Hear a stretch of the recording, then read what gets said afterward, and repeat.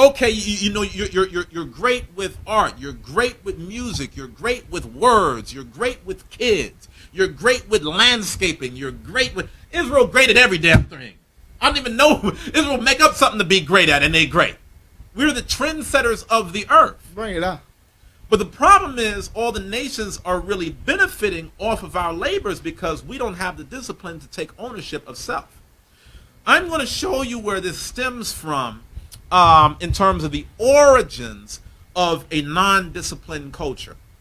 Let's look up the history on hedonism, okay? When you read this Bible, it says that there's no new thing under the sun. And when we're reading in the scriptures about it being no new thing under the sun, it means that generations of old, the cultures, the patterns, the mannerisms, its entire environment is going to have a way of recycling itself from one generation to the next. Now, we think that because we got all this technology and this YOLO way of living, that this is just something that kids just made up today. Yeah. This ain't nothing new. And we're going to go into the history of where this all began right now in this history. Let us look at this Wikipedia entry on the study of hedonism. Hedonism. Hedonism is a school of thought that argues that the pursuit of pleasure and intrinsic goods are the primary or most important goals of human life. You see that? So in the art of hedonism, feeling good is the only thing of importance in life.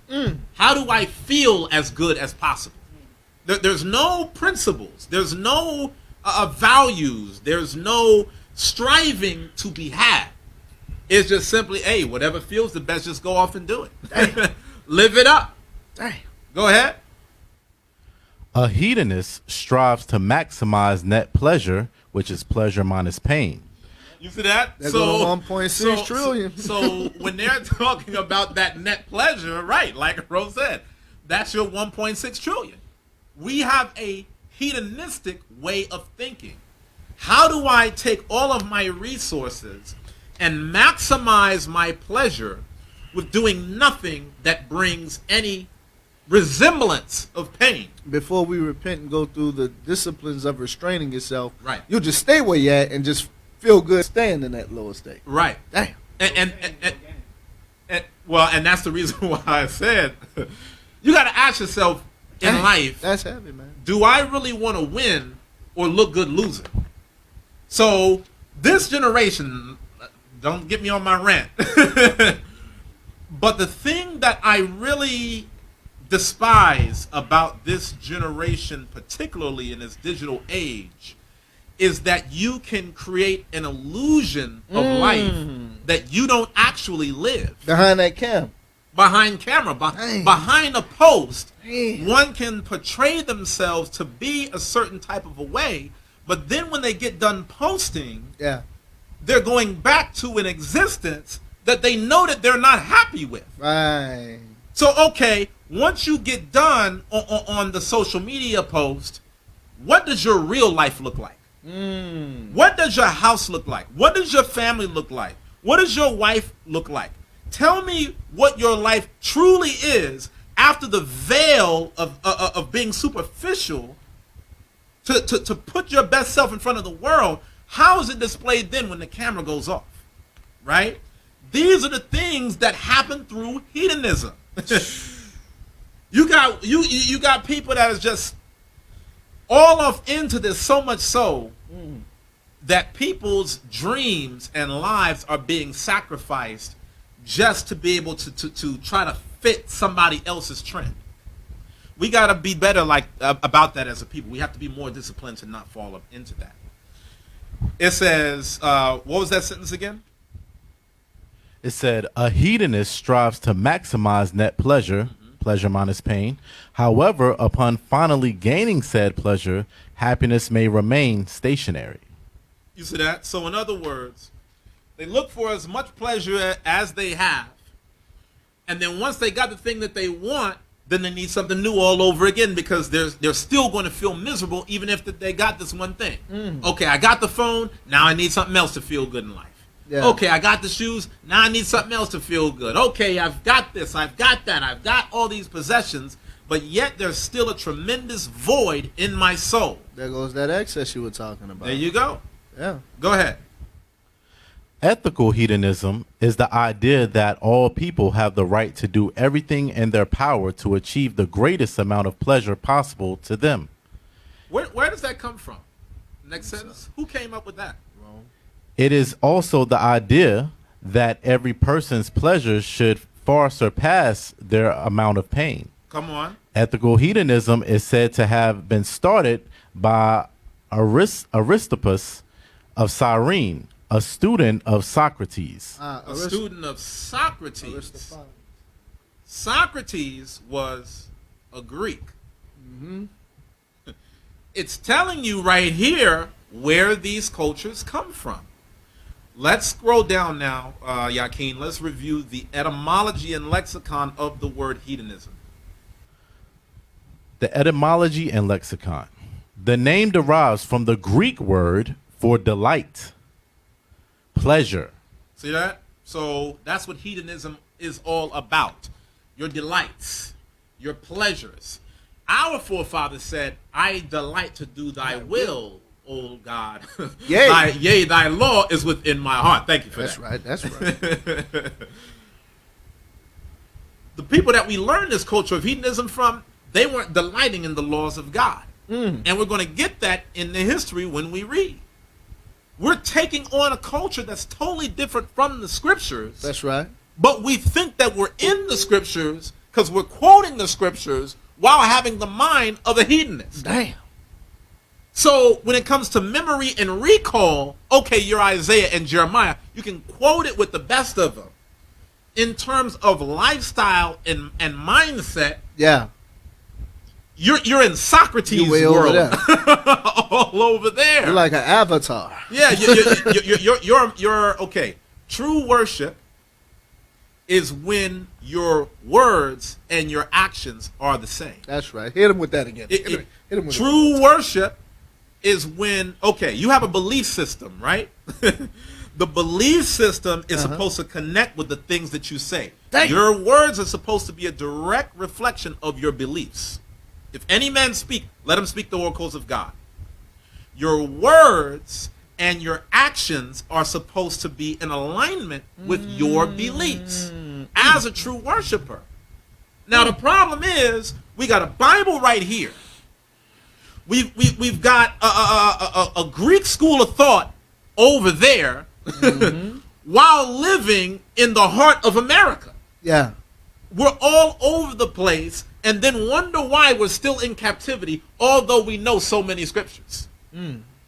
The hearers of the word won't be justified, but the doers will. We have to fully digest this within our souls. What we're showing you is how far back this thing truly goes, how far back this current culture of just irresponsible, reckless feel good. Just do whatever the hell you want to do. Who cares about the consequences? Right. Blow money fast, live free, die young, whatever it is that you want to call it. This is nothing new. This started way back prior to Christ even coming on the earth. That's the reason why when we read in the history of the scriptures, certain things say the things that they say. That's the reason why when we read back in the Lamentations of Jeremiah, the prophets were already trying to be in the midst of feel good because the Israelites already had a hedonic spirit on them. You got it, Yakin? Yes. History of development, Sumerian civilization. Come on.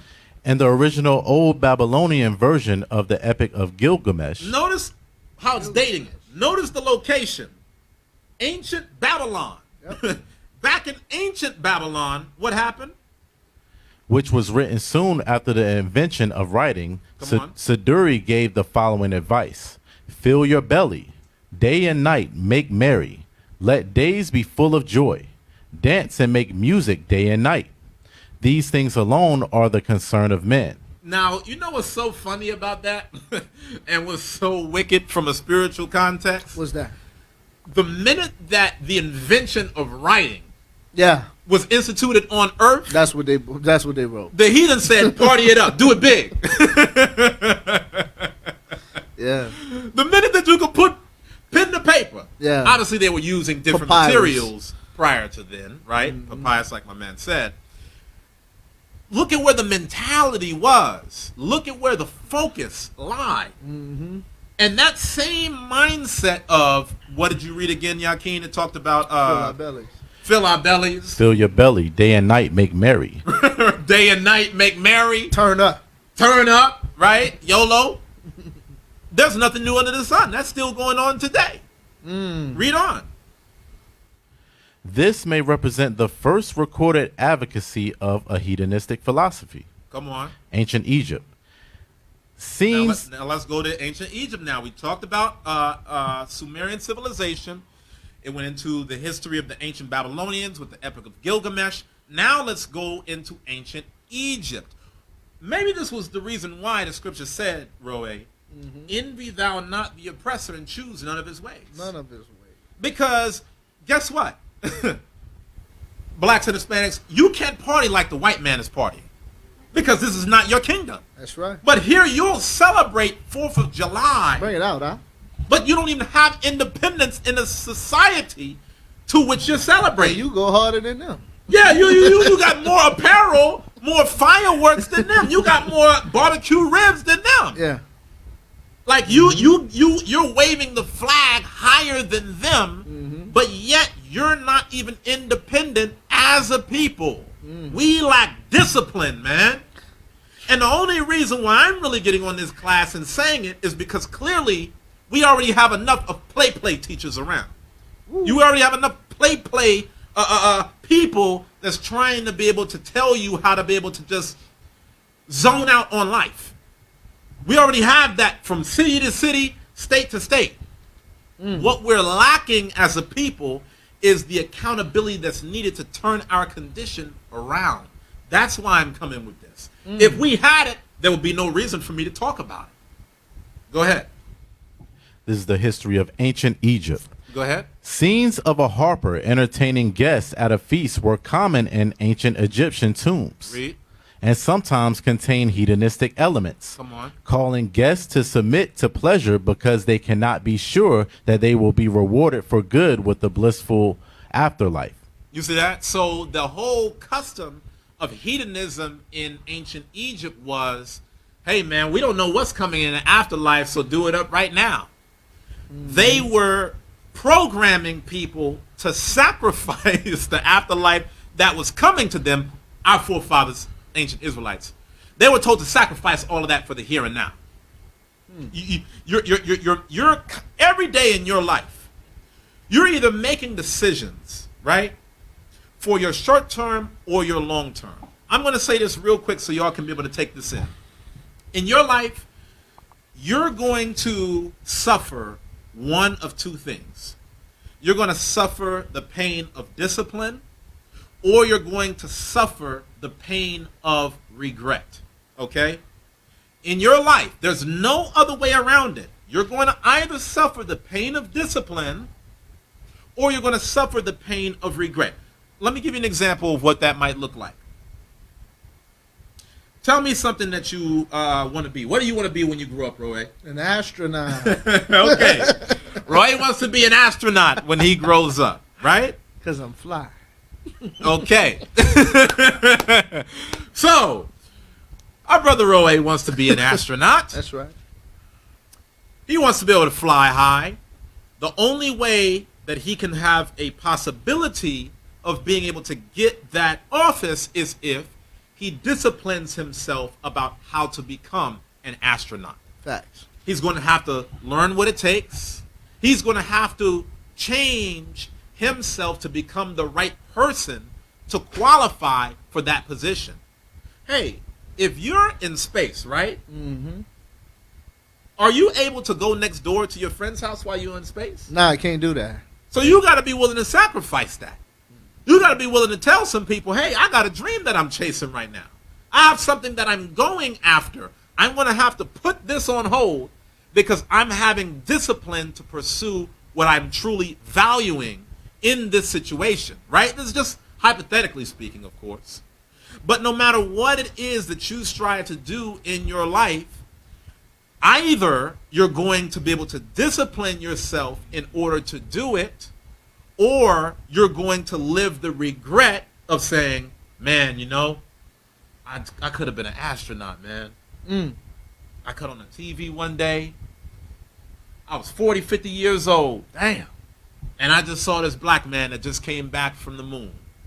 Could have been me. Could have been me. But God gave that opportunity to somebody else.